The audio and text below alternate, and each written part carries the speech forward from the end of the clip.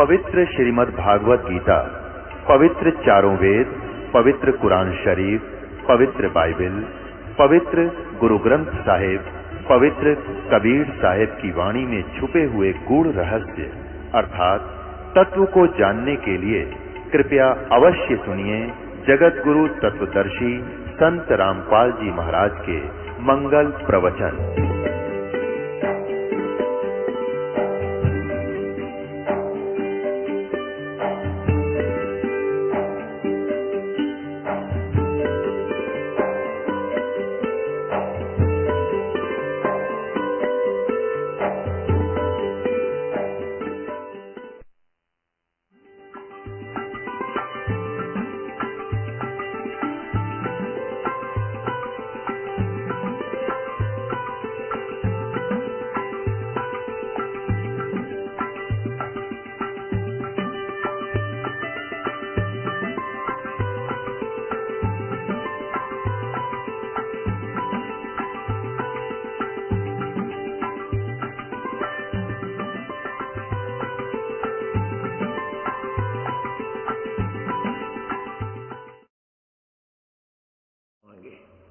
द्वादश मद मैल मठ बोरे बहुर न दे धरे रे।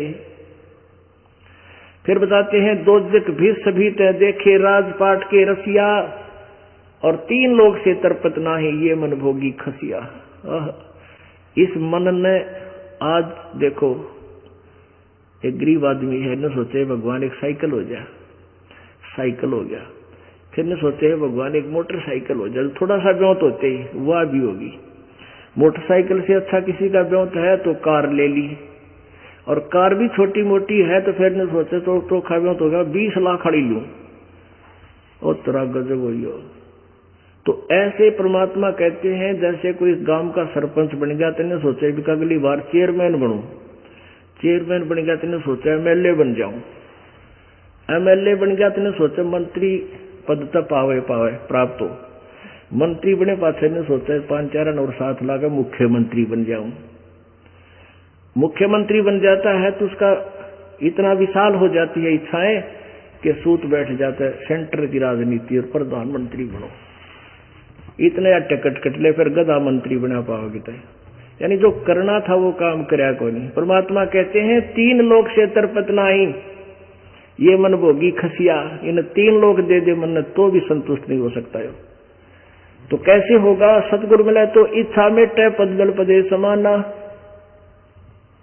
कोई सतगुरु मिलेगा तो इसकी इच्छाओं को काटेगा चारों तरफ से। बेटा कुछ ना दे रहा इन बात में, बेटी मालिक बस पीछा छुटवा, ये तो काल का भयंकर जाल है। सतगुरु मिला तो इच्छा मेटे और पद मिल पदे समाना। पद होता है पद्धति, वे ऑफ वर्शिप, पूजा की विधि पद्धति। उस पद मिल यथार्थ भक्ति विधि प्राप्त होकर पद मिल पदे समाना। गीता जी अध्याय नंबर 15 के श्लोक 4 में कहा है कि उसके पश्चात उस परमेश्वर के उस परम पद की खोज करनी चाहिए, यानी उस अमर पद की, अमरपुरी की। तो सच्ची भक्ति पद मिल पदे समाना, ये है वो तत्व ज्ञान, ये है सूक्ष्म वेद, 5वां वेद, जिसके एक एक शब्द में एक एक श्लोक में पता नहीं कितना गूढ़ रहस्य भरा हुआ प्रभु ने। कारण ये है कि ये सिंपल लैंग्वेज में है, और वो चारों वेद केवल संस्कृत भाषा में है, इतना ही अंतर था। अब ये सिंपल भाषा में होती हुई भी इसको समझना बालका का खेल नहीं है। तो कहते हैं सतगुरु मिले तो इच्छा मेटे पद मिल पदे समाना, और चल हंसा उस लोक पठाऊं जो आदि अमर स्थाना।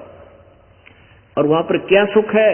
4 मुक्ति जा तुम पी करती माया होरी दासी, दास गरीब अभय पद पर से है मिले राम अविनाशी। वहां पर इतना सुख आपको फॉरएवर बना रहेगा। जो यहाँ की जो साधनाएं हैं ब्रह्म तक की, वो 4 मुक्ति होती हैं, 4 मुक्ति। उन चारों, वे 4 मुक्ति नाशवान हैं, समय आने पर वो उनके वो पद नहीं रहेगा, वो भी जन्म मृत्यु में आ जाएंगे। लेकिन सतलोक में गए हुए प्राणी को इन 4 मुक्तियों का सुख सदा बना रहेगा। 4 मुक्ति संपी करती तेरे चरणा में पड़ी रहेंगी, तेरी सेवा करेंगी, इतना सुख होगा। और ये संपत्ति दौलत तेरे तेरी दासी बनी रहेगी। वहां सतलोक में इतना सुख है, इतनी माया है। और दास गरीब दास जी कह रहे हैं, दास गरीब अब है पद पर से। वहां जाने के बाद फिर कोई डर नहीं मृत्यु का, ना कैसे बुढ़ापे का। और मिले राम अविनाशी। अब प्रसंग यही से शुरू हुआ था कि जैसे आगे गए ना बावड़े, रहते भी सब जहां, बिन साहेब की बंदगी कहीं ठोड़ ठिकाना ना। ब्रह्मा विष्णु महेश ये भी नासवान है, अमर नहीं। इनके साधक भी अमर नहीं, ब्रह्म भी अमर नहीं। इनके साधक ब्रह्म लोक में गए हुए भी गीता जी अध्याय नंबर 8 के श्लोक नंबर 16 अनुसार वो भी पुनर्वर्ती में है। वहां गए हुए फिर वापस आते हैं, जन्म मृत्यु बना ही रहता है। अब अक्सर पुरुष भी यानी पर ब्रह्म भी अमर नहीं, वो भी नाशवान है। गीता जी अध्याय नंबर 15 के श्लोक नंबर 16-17 में स्पष्ट किया है कि उत्तम पुरुष है तू अन्य, वो परमात्मा कोई और है, और वही तीनों लोकों में प्रवेश करके सबका धारण पोषण करता है। वो अविनाशी ईश्वर है, वो अविनाशी परमेश्वर है। तो यहाँ उसके विषय में बताया है कि दास गरीब अब है पद पर से, मिले राम अविनाशी। वो अविनाशी राम मिलेगा इस साधना से। बोलो सतगुरु जी। ब्रह्म पिता परमात्मा पूर्ण ब्रह्म, सारी सृष्टि के रचनहार, कुल मालिक, बंदी छोड़ कबीर परमेश्वर जी अपने सतलोक से चलकर इस काल के लोक में आते हैं, अपनी प्रिय आत्माओं को अपने सतलोक का वास्तविक ज्ञान कराते हैं। वो हमें बतलाते हैं, भाई मानुष जन्म दुर्लभ है, ये मिले न बारंबार। जैसे तरवर से पत्ता टूट गिरे, वो बोर न लगता डार। कबीर मानुष जन्म पाए कर, जो नहीं रटे हरि नाम। जैसे कुआ जल बिना, बनवाया क्या काम।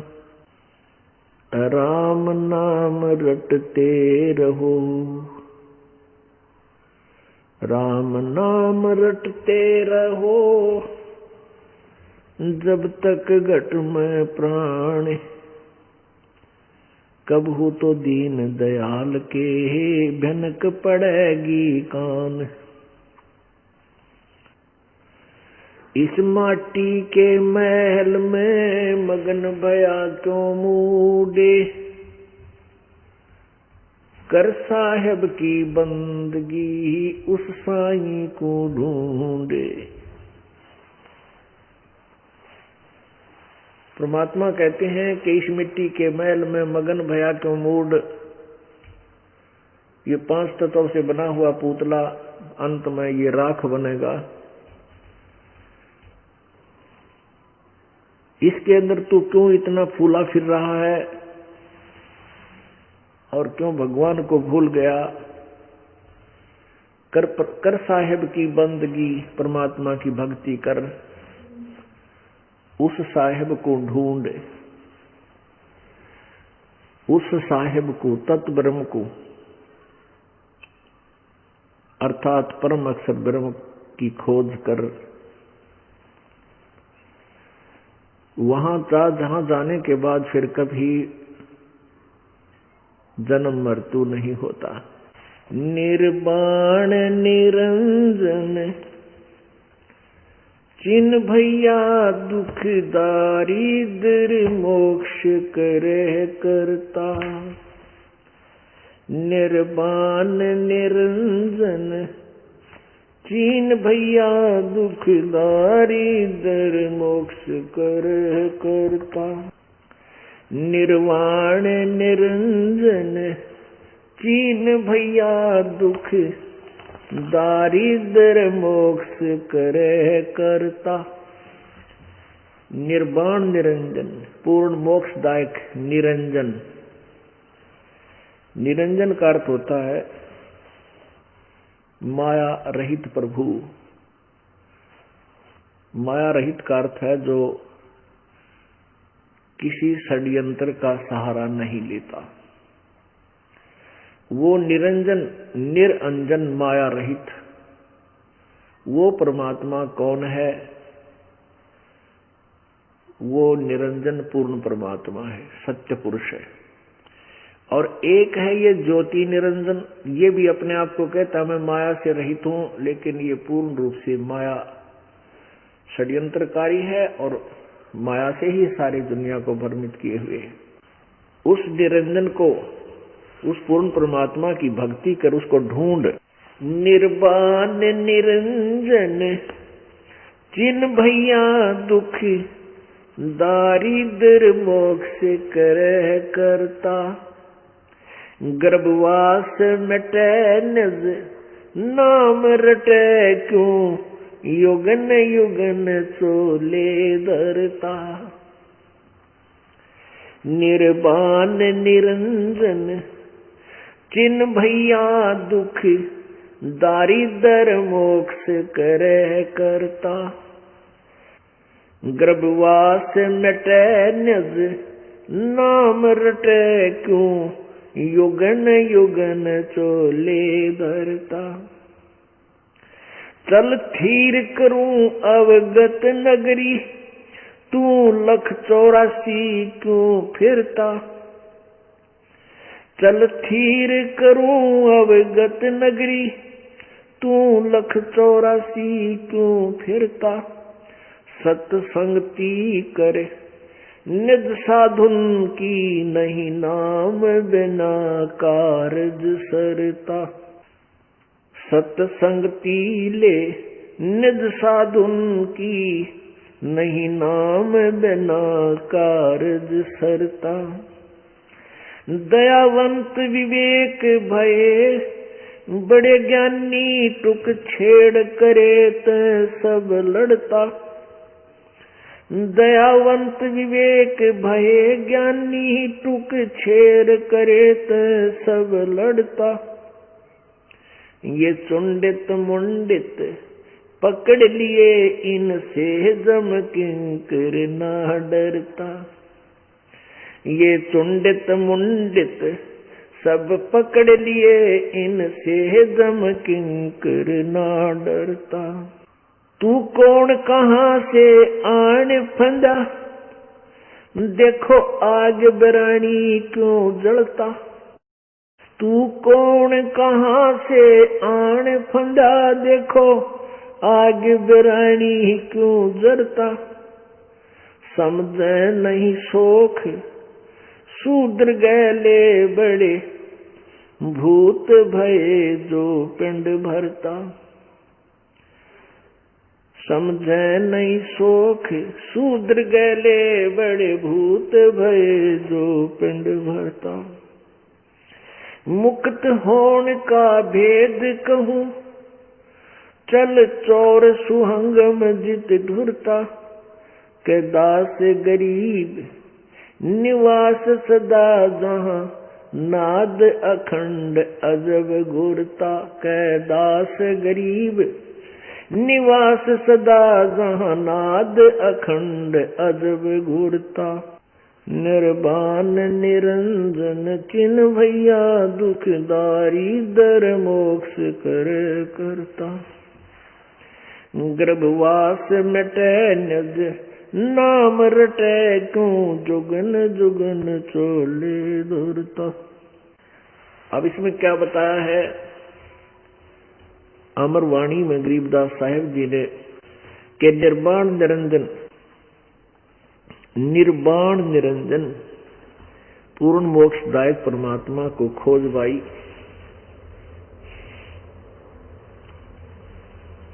जो दुख दारिद्र मोक्ष करे करता, आपके सब संकटों का निवारण करेगा, आपके दारिद्र को, आपके टोटे को, हर प्रकार की दारिद्र को नष्ट करेगा। जैसे सांसारिक, यहाँ संसार में आपको धन की कमी है, धन की कमी यानी माया की कमी जिसके पास है उसको दारिद्र बोलते हैं, यानी निर्धन। यहां तेरी निर्धनता को भी समाप्त करेगा और भक्ति की निर्धनता को भी समाप्त करेगा। यहाँ की निर्धनता तो ये है, भी मकान हो जाए, परमात्मा एक मकान दे और हमारा काम टाइम पे 2 रोटी का साधन दे और संसारिक कार्य हमारे समय पर हो जाए, बस इतना ही काफी होता है। इसी से हम संतुष्ट होना चाहिए। साईं इतना दीजिए जिसमें कुटुंब समावे, हम भी भूखे ना रहे, अतिथि ना भूखा जावे। इतनी मांग हमारी डिमांड भगवान के सामने होनी चाहिए, इससे ज्यादा नहीं, तो वो अवश्य देगा। और फिर भक्ति का टोटा, निर्धनता, ये भी दूर करेगा। निर्वाण निरंजन चिन्ह भैया फिर क्या बताते हैं, गर्भवास मिटे निज नाम रटे क्यों, युगन युगन चोले धरता। असली दुख, वास्तविक जो पीड़ा आपको है उसको बता रहे हैं कि गर्भवास मिटे, मां के पेट में इस प्राणी को जो दुख होता है वो एक बहुत भयंकर पीड़ा होती है। 9 महीने तक एक ब्लेडर में बंद रहता है ये प्राणी, 9 महीने तक, और उस समय इसको पूरी चेतना होती है। तू कहां से आ गया, क्यों फंस गया इस कैद में 9 महीने। पुण्यात्माओं, किसी को 1-2 घंटे 2 घंटे बोरी में बांध कर, किसी कपड़े में बांध कर उल्टा लटका दे, नानी याद आ जा 2 घंटे में, और हम 9 महीने लटकते मां के पेट में, नीचे न मुंह, सिर और ऊपर न पैर। वो बहुत भयंकर पीड़ा आपको होती है। तो वहां इसको याद रहता है कि तू इस नरक में कैसे गिरा। सारी चेतना होती है कि मैंने भक्ति नहीं की, परम संत ना खोजे, सारा जीवन माया के जोड़ तोड़ में ही बर्बाद कर दिया। फिर ये मां के पेट में बार बार कहता है परमात्मा अब कै इस नरक से बाहर निकाल दे, आपकी भक्ति करूंगा। मतलब लड़की है चाहे लड़का, वो अब के गर्भ से बाहर कर भगवान आपकी भक्ति दिन रात करेंगे, और पीछे जो गलती बनी सो बनी, उसको दोहराऊंगा नहीं। तो यहां परमात्मा कहते हैं गर्भवास मिटे निज नाम रटे।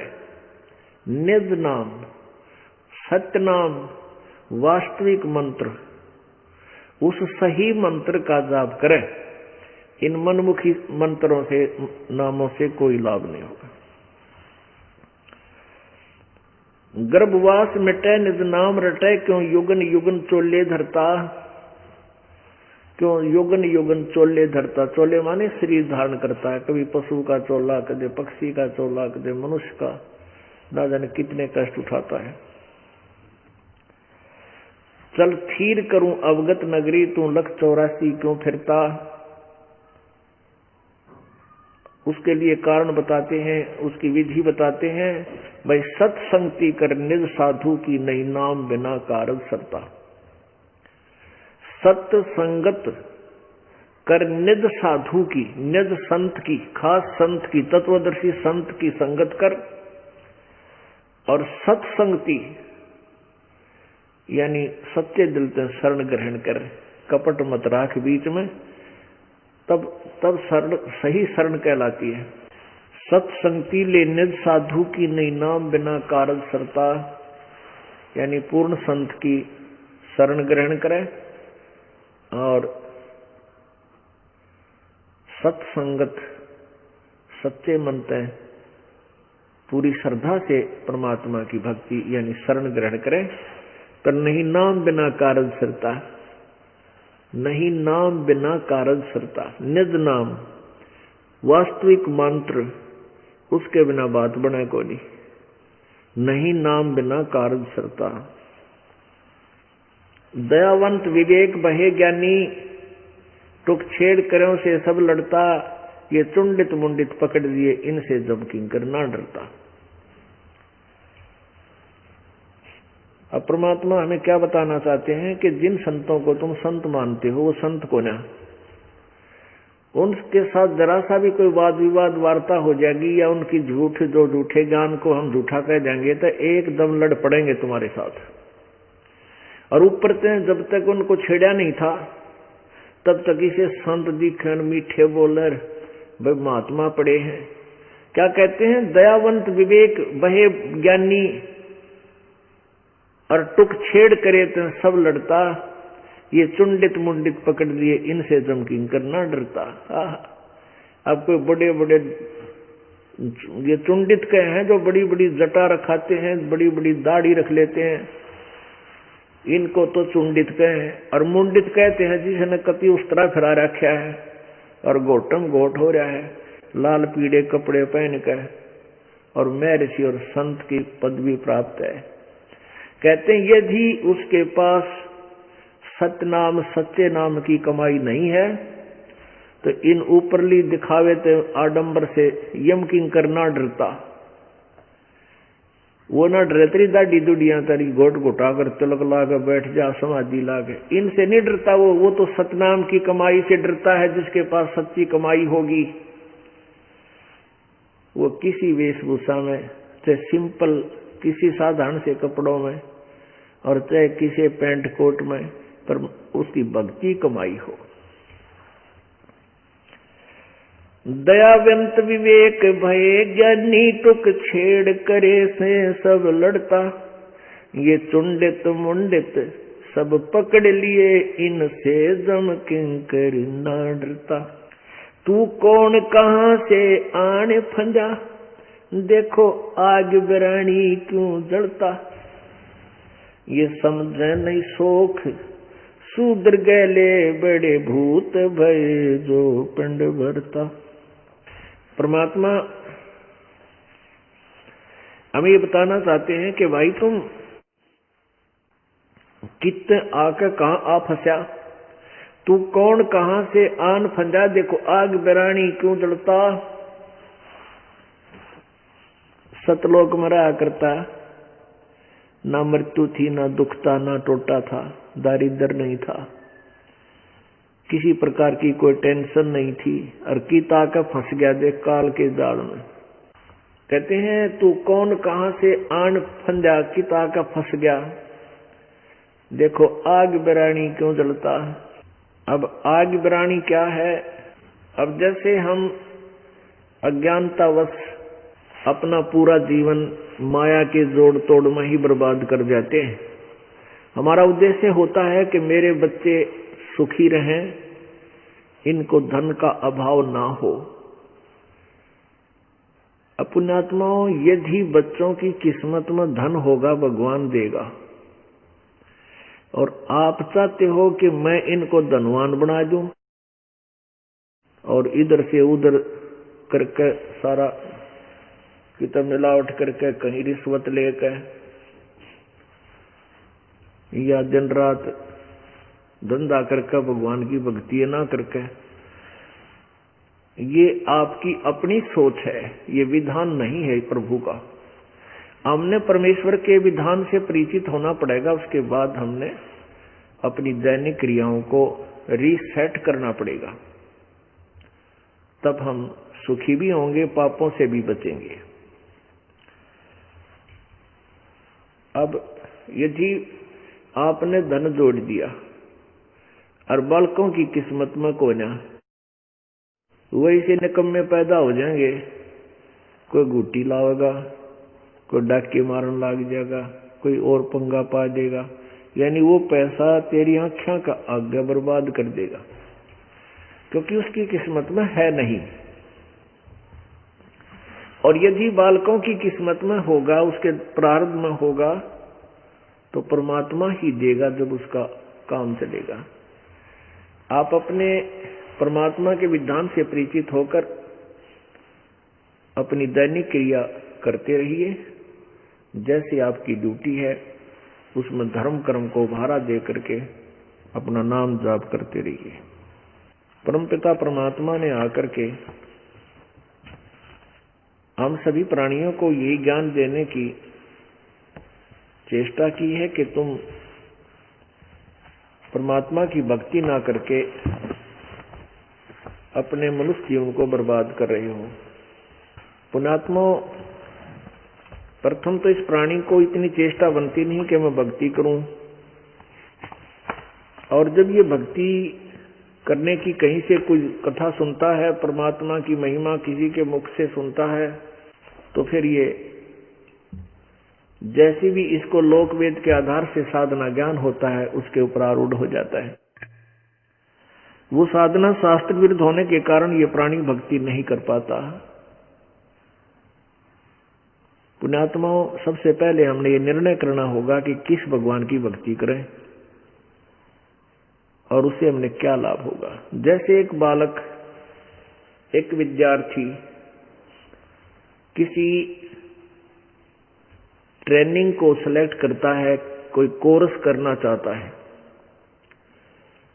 उसमें जैसे एक जेबीटी है, एक बीएड है, दूसरे जैसे इंजीनियरिंग है, जैसे एक डिप्लोमा है इंजीनियरिंग का, एक डिग्री है अलग से, एक डॉक्टर है एमबीबीएस।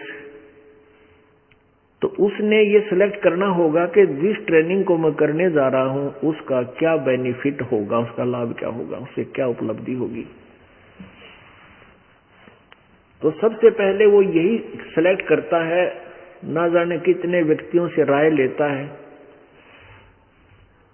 तो फिर वो उस कार्य को, उस ट्रेनिंग को करता है, फिर वो निसंशय होकर लग जाता है और उसको सफल करके वो लाभ प्राप्त कर लेता है जो उसको पहले बताया गया था।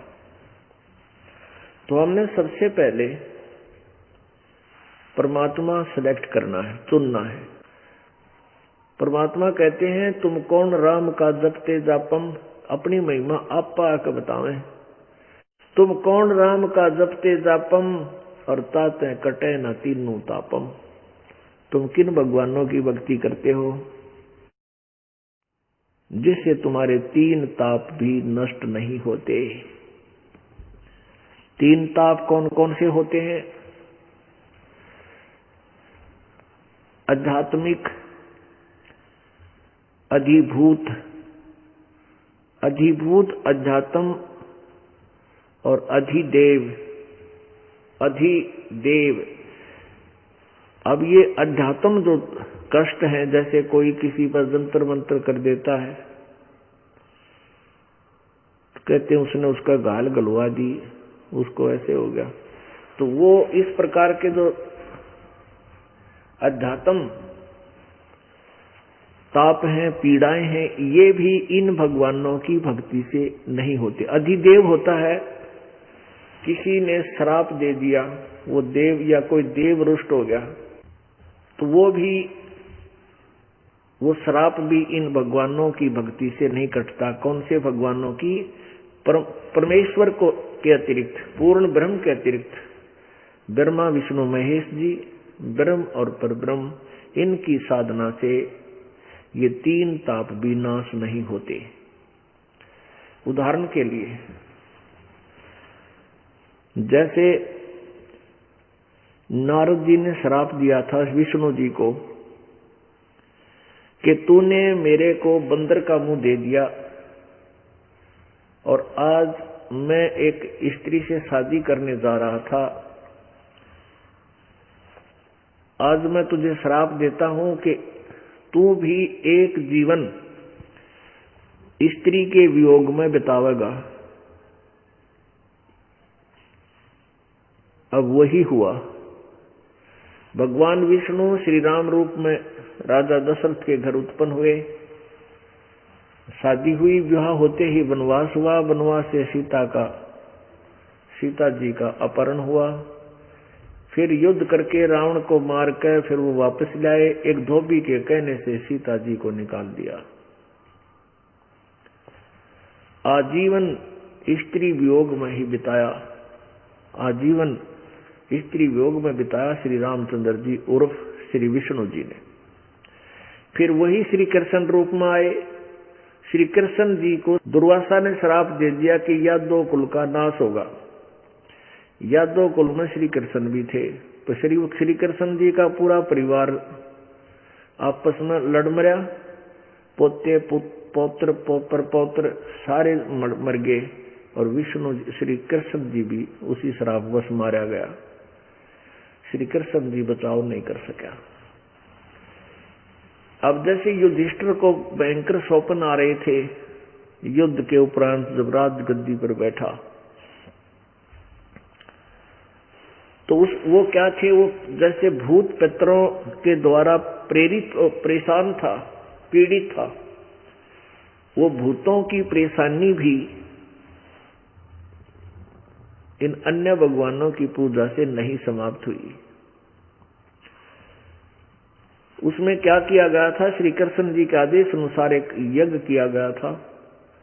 उस यज्ञ में ये रखा गया था कि एक शंख अलग रख दिया जाए 5 मुंह का, पंचायन, पंच आनन, पंचमुखी एक शंख अलग से रख दिया गया सुसज्जित स्टेज पर। और ये कहा गया था कि इसमें जो सभी संत साधु भक्त जितने आमंत्रित किए जाए ज्यादा से ज्यादा कीजिए, सब भोजन खा लेंगे। भोजन खाते ही ये शंख बजेगा, और शंख ने आवाज कर दी अखंड, बहुत देर तक बजेगा, तो समझ लेना कि यज्ञ पूर्ण होगी। और यज्ञ पूर्ण होएगी तो तुम्हारे ये आपत्ति आई है युधिष्ठिर को, जो भयंकर स्वप्न आते हैं, भूत प्रेत दिखाई देते हैं, सिर कटे आदमी दिखाई देते हैं स्वप्न में, ये उससे कटेंगे। तो उस यज्ञ के अंदर 33 करोड़ देवता, 88,000 ऋषि, 12 करोड़ ब्राह्मण और ब्रह्मा विष्णु महेश भी गुप्त रूप में आकर भोजन खा गए थे। यानी श्री कृष्ण वहां विराजमान ही था, और तो भी शंख नहीं बजा। वो किससे शंख बजा था? परमेश्वर कबीर जी की पूर्ण ब्रह्म की भक्ति करने वाले सुदर्शन जी से। त्रेता युग में परमेश्वर कबीर जी करुणामय नाम से आए हुए थे। उनका एक शिष्य था सुपत सुदर्शन, वाल्मीकि जाति से, और उनकी भक्ति, उनके भोजन खाने से वो शंख ने आवाज की, अर्थात पांडवों की यज्ञ संपूर्ण हुई, और युधिष्ठिर के वो संकट निवारण हुआ जो भूतों के कारण वो दुखी था। तुम कौन राम का जपते जापम, तात कटे ना तीनों तापम। क्या बताते हैं? 33 कोट यज्ञ में आए 88 सारे, 12 कोट वेद के वक्ता, सुपच का शंख बजारे। तो सबसे पहले हमने वो भगवान चुनना है जिससे हमें पूर्ण मोक्ष प्राप्त होगा, पूर्ण लाभ प्राप्त होगा। जब परमात्मा स्वयं यहाँ आते हैं, प्रत्येक युग में वो एक मनुष्य का जीवन जी करके आम व्यक्ति की तरह अपना कार्य करके एक लीला करते हैं, ताकि मेरा अनुसरण ये प्राणी करें, और ऐसे मोक्ष होगा। परमात्मा आज से 600 वर्ष पहले कबीर देव जी, कबीर भगवान, सन 1398 में एक कमल के फूल पर बनारस काशी शहर में एक लहर तारा तालाब के में विकसित कमल के फूल पर एक शिशु रूप धारण किया, वहां प्रकट हुए। वहां से एक नीरू नीमा नाम के मुसलमान दुल्हा, वो धानक उनको उठा ले गए, उनका संतान नहीं थी। लीला में तरीके से परमात्मा बड़े हुए, धीरे धीरे बालक हुए, फिर बड़े हुए तो दुल्हे का काम करने लगे, जिस कारण से वो धानक कबीर कहलाए, वो दुल्हा कबीर कहलाए। पुण्यात्माओं, परमात्मा आकर के हमें ये बताना चाहते हैं कि आप लोगों की जो धारणा थी कि उसमें क्या कारण था कि सभी ये जो मानते थे कि ब्राह्मण लोग ही भक्ति करने योग्य हैं, ये ही सूचे हैं। छोटी जाति वाले यानी जिनको शूद्र वर्ण कहते थे ये भक्ति नहीं कर सकते। अब परमात्मा ये कहा करते थे, भाई परमात्मा के दरबार में ये जाति धर्म नहीं है, वो तो आत्मा का सौदागर है। जिसकी आत्मा निर्मल है, सत भक्ति करता है, छल कपट से रहित है, वो किसी भी वर्ण में जन्मा है, चाहे ब्राह्मण है, चाहे क्षत्रिय है, चाहे शूद्र है, चाहे वैश्य है, परमात्मा अपनी आत्मा को देखता है। और जो परमात्मा की सच्ची भक्ति करता वो मालिक के योग्य हो जाएगा, वो सतलोक चला जाएगा। उस समय परमेश्वर कबीर जी जगह जगह जाकर के सत्संग किया करते थे। एक समय वो परमात्मा जब सत्संग किया करते थे, अपने विचार व्यक्त करते थे, पहले तो कहीं भी खड़े होकर के बाजार में अपनी एडवर्टाइजमेंट आप पर कराया करते थे, कहीं खड़े होकर के, और गान लाग जाते शब्द, आजा बंदे शरण राम की, फिर पाछे पछतावेगा। भाई आजा बंदे शरण राम की, फिर पाछे पछतावेगा। भाई आजा बंदे शरण राम की, फिर पाछे पछतावेगा। बाड़ू की बीत पवन का खंबा, कद लग खैर मनावेगा। हाँ बाड़ू की बीत पवन का खंबा, कद लग खैर मनावेगा। आजम तेरे घट न घेर, तू राम कहने ना पावेगा। आजम तेरे घट न घेर, तू राम कहने ना पावेगा। आजा बंदे शरण राम की, फिर पाछे पछतावेगा। भाई आजा बंदे शरण राम की, फिर पाछे पछतावेगा।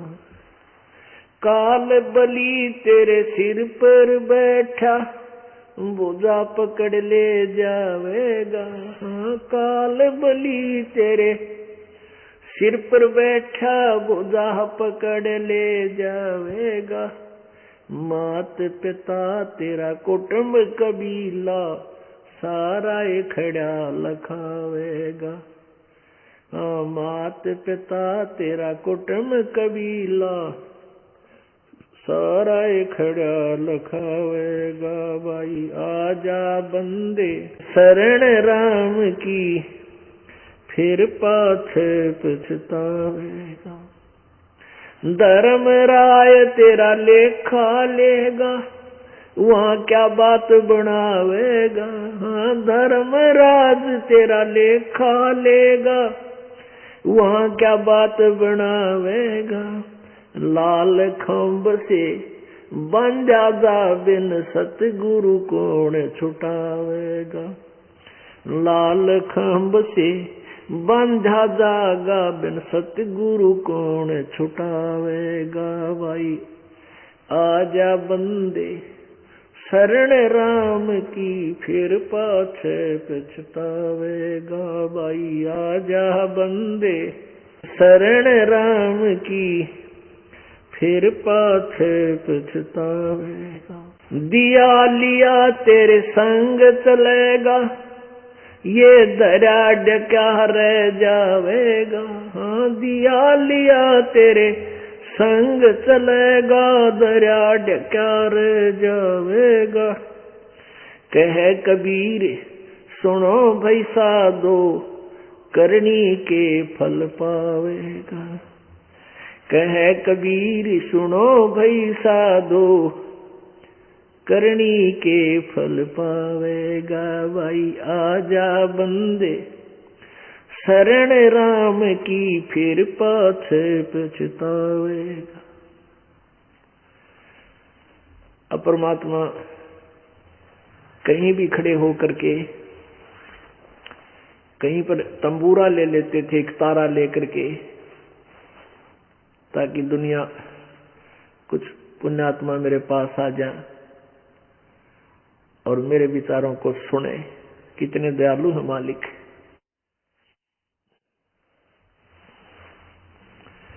वो अपना फिर ये ज्ञान सुनाया करते थे, कहते थे आजा बंदे तू शरण राम की, फिर पाछे पछतावेगा, या बाड़ू की भीत पवन का खंबा कद लग खैर मनावेगा।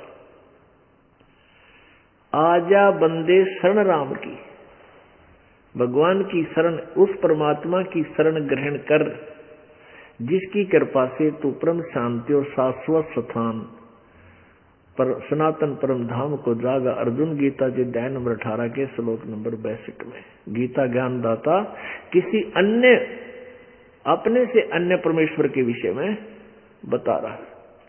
तो वो परमात्मा स्वयं ही खड़ा होकर कह रहा है, आप पे आरती, आप पे साजे, आप पे किंगर, आप पे बाजे, आप पे ताल झांझ झनकारा, आप नचे आप देखना, आप पे भगवान, आप पे एक दास बने और आप ही अपनी महिमा सुना रहा है कि आजा बंदे शरण राम की, फिर पाछे पछतावेगा। और ये बालू की भीत पवन का खंबा कद लग खैर मनावेगा। जैसे बालू रेत का कोई द्वार बना दिया जाए, वो कितनी कच्ची होती है, कोई पशु का धक्का लग जा तो गिर जा, वर्षा आ जा तो बह जा, तेज हवा चाल पड़े तो उसमें कट जा वो, यानी बिल्कुल अस्थायी, उसका कोई भरोसा नहीं किस कारण से टूट कर गिर जा।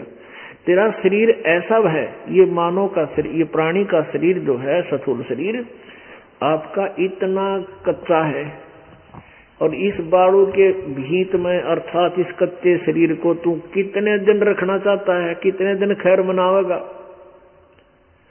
क्योंकि सबसे पहला डर तो हमने मृत्यु का ही होता है, और ने बचाव सा करते रहे, भगवान जीवन बचा रहे।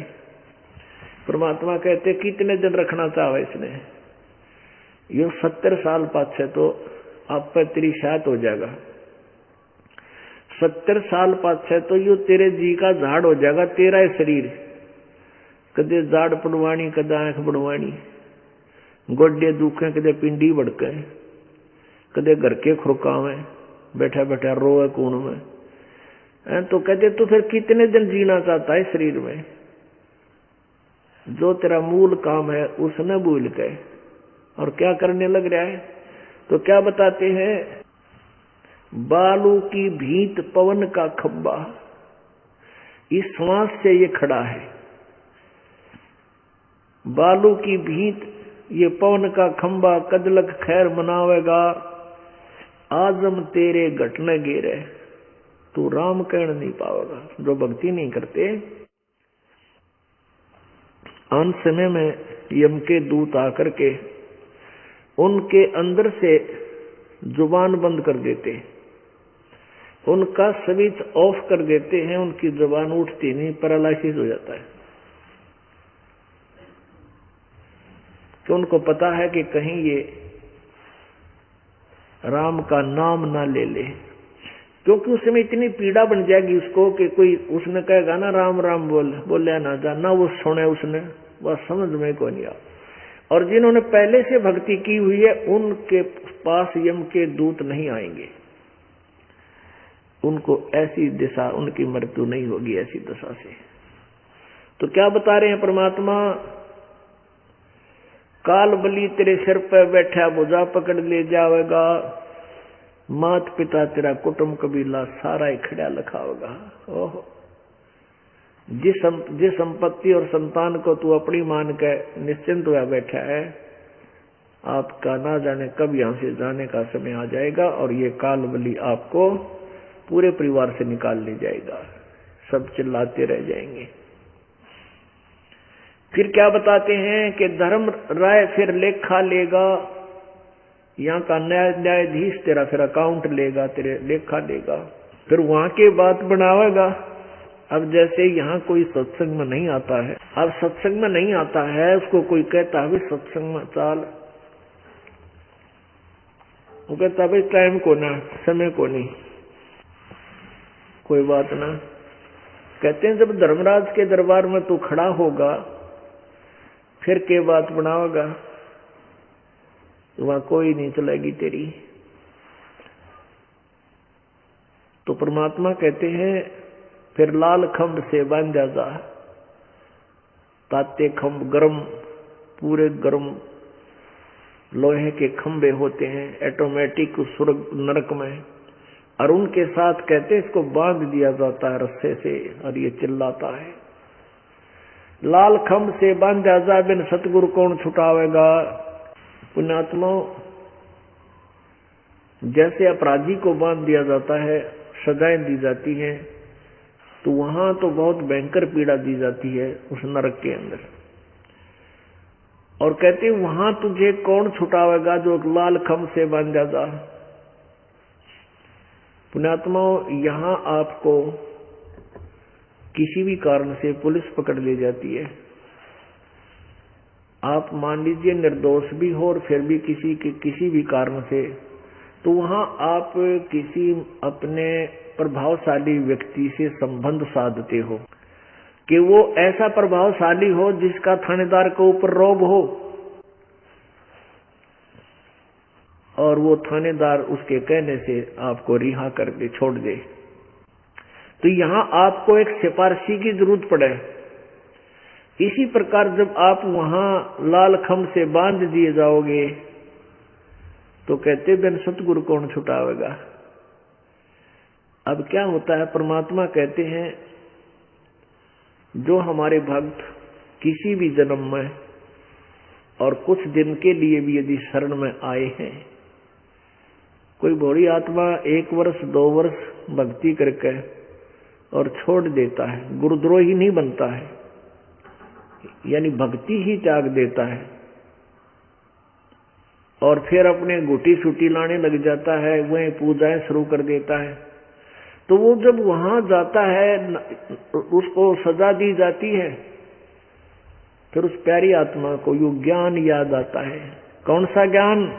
शिव मंडल ब्रह्मापुरी चाहे विष्णु लोक में हो, हमरे गुण भूले नहीं तो आन छुटाऊं। तो परमात्मा कहते हैं अपनी प्यारी आत्मा को कि मान ले किसी कारण से नालायक ने गलती कर दी, और वहां जैसे अच्छी पुण्यात्मा है वो स्वर्ग चली गई, स्वर्ग में फिर अपना समय पुण्य समाप्त किए, फिर विष्णु लोक में चले गए, क्योंकि आपको जो प्रथम मंत्र दिया जाता है ये इन भगवानों की भक्ति का है, ब्रह्मा जी, विष्णु जी, शिव जी, गणेश जी, दुर्गा जी। और आप जो साधना 2-4 वर्ष कर लेते हो, छोड़ दो, फिर इसको छोड़ भी देते हैं, तो इनकी इतनी कमाई बन जाती है कि आपको इनका बेनिफिट इन भगवानों के लोकों में अच्छा देव पद प्राप्त हो जाता है। लेकिन कटेगी जेब आपकी, आपका पुण्य खत्म होगा। जब आपको ब्रह्मा जी के मंत्र का जाप की कमाई समाप्त हो जाएगी तो ब्रह्मा के लोक से आपकी मृत्यु होगी, फिर विष्णु लोक में आपका जन्म होगा, वहां किसी देव के घर आपका जन्म होगा। जब वहां आपकी कमाई समाप्त हो जाएगी उस दूसरे मंत्र की, विष्णु जी वाले मंत्र की, फिर आपकी शिव जी के लोक में आपका जन्म होगा। जब वहां की समाप्त हो जाएगी कमाई तो दुर्गा के लोक में आपका जन्म, वहां कोई पद प्राप्त होगा। तो ऐसे काफी हजारों वर्षों तक आप वहां स्वर्ग में आनंदित रहोगे। उसके बाद क्या होगा कि आपको वो पुण्य समाप्त होने के बाद फिर नरक में ठोका जाएगा, और फिर आप रोओगे, क्योंकि जब तक सुख था तब तक कोई याद नहीं भगवान की, तब वहां रोते हो। तो उस समय परमात्मा जब ये वहां चिल्लाता है बुरी तरह, तो मालिक जाता है कि बेटा आपने किसी गलती की थी, नाम छोड़ दिया था, अब तेरे को मुक्त कराऊंगा, लेकिन अभी नहीं, अभी तो और धक्के खा यहां पर। पुण्यात्माओं, यदि आपको ये ज्ञान सही हृदय में समा जाता है और आप विष्णु लोक में या शिव लोक में या ब्रह्मा जी के लोक में या दुर्गा के लोक में या गणेश के लोक में, धाम में वहां हो, और आपको याद आ जाती है कि गुरुजी तो ये कहा करते, भाई हमने इन लोकों में नहीं जाना, या तो अपनी ही कमाई नष्ट होती है और या तो बात बिगड़गी। और फिर भी वो नादान प्राणी यदि मुझे याद करेगा, परमात्मा कहते हैं कबीर जी, रोता है आत्मा से, हे भगवान मेरे पर गलती बन गई, हे परमात्मा मैं गलत जगह आ गया, मेरा पीछा छुटवा लो। कहते हैं शिव मंडल ब्रह्मापुरी से विष्णु लोक में हो, और हमारे गुण बोले नहीं तो आन छुटाऊं तो वहां भी जाता है परमात्मा और उनसे निकाल लेता है, छोड़ो इसको, फिर पुनः जन्म देता है और फिर कहता है बेटा भक्ति करना। तो पुण्यात्माओं, यहां परमात्मा क्या कहना चाहते हैं कि लाल खंभ से बांधा जा बिन सतगुरु कौन छुटावेगा, यानी उस पीड़ा से तुम्हें सतगुरु के बिना कोई भी नहीं बचा सकता, जो नरक में आपने भोगनी पड़ेगी। इसलिए अपना गुरु बना करके, सच्चा गुरु बना करके, सत भक्ति करके पीछा छुटवाओ। पुण्यात्माओं, परमात्मा जब खड़े होकर के आवाज लगाया करते थे, जगह जगह जाकर के बहुत सी पुण्यात्माएं उनके साथ होगी थी, उनके विचारों से प्रभावित होगी थी, और परमात्मा आशीर्वाद देते थे, उनके दुख दूर हो जाते थे। कबीर पर्वत पर्वत में फिरा, कारण अपने राम, राम जैसे संत मिले जिन सारे सब काम।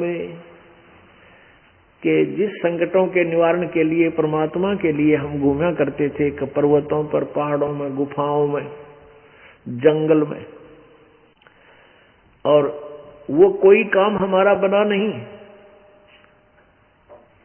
और फिर वही संत मिले, राम जैसे संत मिले जिन सारे सब काम। तो वो परमात्मा राम ही आया हुआ था कबीर जी, वो सत्य पुरुष पूर्ण ब्रह्म वहां आए हुए थे। जो भी दुखी आत्मा आते थे उनके कुछ तो आशीर्वाद मात्र से सुखी हो जाते थे, फिर वो प्यारी आत्मा परमात्मा के ज्ञान को सुनते थे। अपने आत्माओं, परमात्मा की वाणी, वो परमात्मा अपनी प्यारी आत्माओं को, विशेषकर जो कभी किसी जन्म में कबीर भगवान की शरण में रहे हैं, आज वो फिर उस समय कहीं भी किसी भी मजहब, धर्म या जाति में उनका जन्म है, वो परमात्मा अपनी प्यारी आत्माओं को वहां से निकाल लेते हैं। अब जो पिछले, जैसे आप देखते हुए एक घर में 8 सदस्य हैं, 7 ने नाम ले लिया, एक नहीं लेता। एक घर में 4 सदस्य हैं, 3 ने नाम ले लिया, एक ना लेता। कितना ही पचले कति नहीं लेता, सुनता भी कोई नहीं, बल्कि उठपटांग बकवास करता है।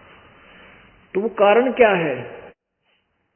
वो कारण है कि वो पिछले जन्म में कभी परमेश्वर की, कबीर जी की शरण में नहीं रहा। वो काग का बच्चा है, और जो परमात्मा की शरण में आगे वो कोयल के बच्चे थे। ये एक कोयल क्या करती है, पक्षी है कोयल, वो अपना अलग घोंसला बनाकर अपने अंडे उत्पन्न नहीं करती है, क्योंकि वो काग जो है, कौवे जो होते हैं, वो उस कोयल के अंडों को खा जाते हैं, वो उनको परिफुल्लित नहीं होने देते, खत्म कर देते हैं, नष्ट कर देते हैं। तो मादा कोयल जो है इस बात से परिचित होती है, वो दाव लगा कर, ये जो मादा कौवी होती है, मादा कौवा यानी कौवी, जहां कहीं अंडे दे रखे होते हैं उसने घोंसला बनाकर, वो जब कहीं चुगा चुगने दूर चली जाती है, पीछे से वो मादा कोयल उस घोंसले में अपने अंडे पैदा कर देती है। अब पहले 2 थे, 2 और उत्पन्न कर दिए उसी में उसने। वो मादा कौवी आती है, कौवी आती है, आके देखती है कि 4 अंडे हैं। अब वो पहचान नहीं पाती मेरे कौन से हैं, तो सारे के सारों को परिपक्व करने लग जाती है। जब उसमें वो बच्चे बन जाते हैं, और वो कोयल ध्यान रखती है, उस पर जो पूरी नजर रखती है कि ये बालक मेरे बच्चे किस समय उड़ने योग्य हो और उसी समय इनको ले चलूं यहां से। जब वो देख लेती है कि ये बच्चे अब कुछ उड़ने लायक हो गए हैं, उस समय दूर पेड़ पर बैठ कर कोयल अपनी प्यारी बोली बोलती है। वो कुहू कुहू की आवाज लगाती है और कोयल के बच्चे अपनी माता की आवाज को सुनकर एकदम ऐसे फड़फड़ी सी लेते हैं और जिधर भी आवाज आ रही होती है उसी तरफ उड़कर चल पड़ते हैं। लेकिन वो काग वाले नहीं उड़ते, वो वहीं बैठे रहते मस्ती में, उनको कोई लेना देना नहीं, उनका असर नहीं होता उस बोली का। अब वो कोयल वाले उड़कर अपनी माँ की आवाज की तरफ चल पड़ते हैं और वो मादा कोयल उड़कर फिर आगे को बोलती हुई चल पड़ती है, वो पीछे पीछे उसके बच्चे चल पड़ते हैं। उधर से वो कौवी देखती है तेरे बच्चे गए, वो उनके पीछे कुछ दूर तक दौड़ती है, फिर सोचती है कि ये तो गए सो गए, वो 2 और रह गए मेरे, कहीं वो ना बर्बाद हो जाए। वापस आ जाती है उनके पास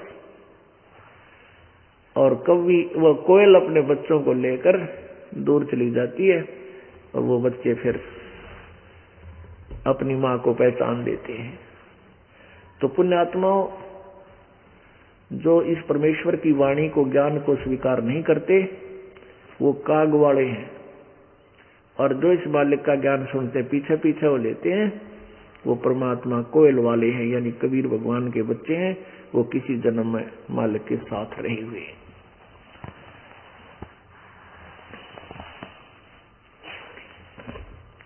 परमेश्वर कबीर जी जगह जगह ऐसे सत्संग के विचार व्यक्त करते थे जिस कारण से बहुत से उनके अनुयायी बन गए। एक सर्वानंद नाम के एक ब्राह्मण थे और वो अपने उस तत्कालीन समय में बहुत बड़े वेदों और गीता के विद्वान माने जाते थे। वो जगह जगह बैल के ऊपर एक थैला डालकर उसमें सदग्रंथ शास्त्र वेद पुराण गीता उपनिषद भरकर और शास्त्रार्थ के लिए दूसरे विद्वानों को ललकारता फिरता था। उनकी माताजी का नाम शारदा था, ब्राह्मण कुल में जन्म था। वो भयंकर रोग से पीड़ित थी। शारदा जी ने अपने संकट निवारण के लिए सभी ब्राह्मणों से जो वेल नोन थे उनसे अपना अर्ज की कि मुझे ऐसे संकट है, कुछ कृपा करो। उन्होंने पहले तो जंतर मंत्र बताए, ऐसा करो ऐसा करो ऐसा करो, ये जाप करो, ये पूजा कर दो, वहां ऐसा करा, उस मंदिर में ये चढ़ा दो। वो सारा कर लिया, कोई लाभ नहीं हुआ।